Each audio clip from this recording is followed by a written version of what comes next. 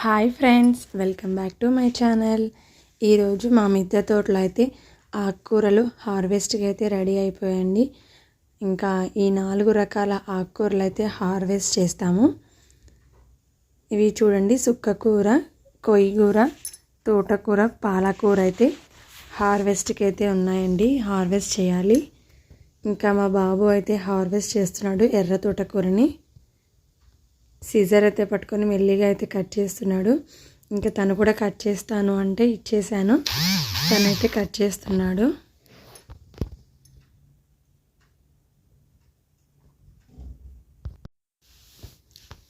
పిల్లలకు కూడా ఇష్టం కదా కట్ చేయాలి, ఇలా చెట్లు పెట్టుకోవాలని వాళ్ళకు కూడా మనం నేర్పిస్తూ ఉండాలన్నమాట.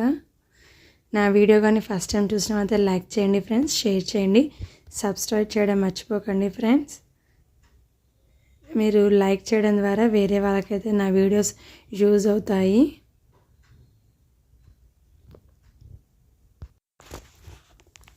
ఇందులోనే 2 ఉన్నాయన్నమాట తోటకూరలు. ఒకటి రెడ్ ఎర్ర తోటకూర, ఒకటి గ్రీన్ కలర్ తోటకూర అని 2 రకాలైతే వేసాను.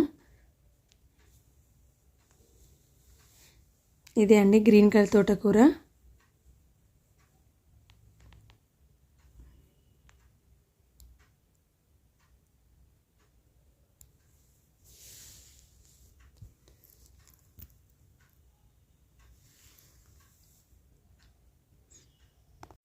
ఇది వచ్చి చుక్కకూర అనమాట. ఇది పూత కూడా రెడీ అయిపోయిందండి. పూత కూడా వస్తుంది బాగా.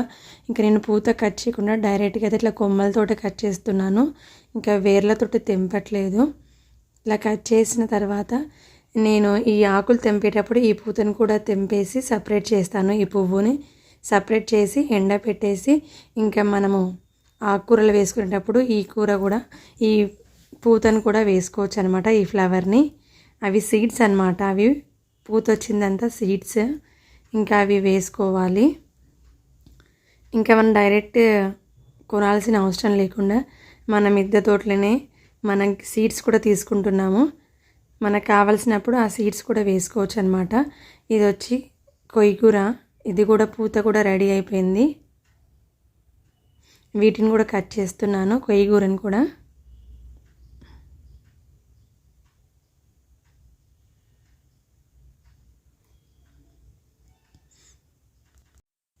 ఏదైనా సరే అండి, మనము ఫస్ట్ వచ్చిన కాయని అలానే విత్తనానికి పెట్టుకుంటే ఆ విత్తనాలు ఎండిన తర్వాత మనమైతే నారు అయితే పోసుకొని నారు వచ్చిన తర్వాత మొక్కలు అయితే పెట్టుకోవచ్చు అన్నమాట.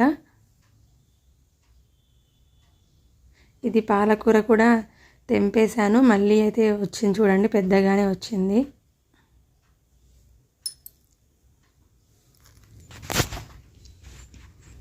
ఇంకా దొండ చెట్టు కూడా కాయలైతే బాగానే కాస్తున్నాయి. ఈ 2 టబ్బుల్లో అయితే నేను వేశాను పాలకూరలు ఈ గ్రో బ్యాగ్స్లో. చూడండి ఎలా వచ్చిందో ఆకుకూర, పచ్చగా గ్రీన్ కలర్గా అయితే చాలా బాగుందన్నమాట. మనము మిద్దె తోటలో అయితే పండించుకుంటే టేస్ట్ కూడా చాలా బాగుంటుందండి. మనం ఎలాంటి ఫర్టిలైజర్స్, కెమికల్స్ ఇవ్వకుండా ఆర్గానిక్ అయితే పండించుకుంటున్నాం కాబట్టి టేస్ట్ కూడా అయితే చాలా బాగుంటుంది.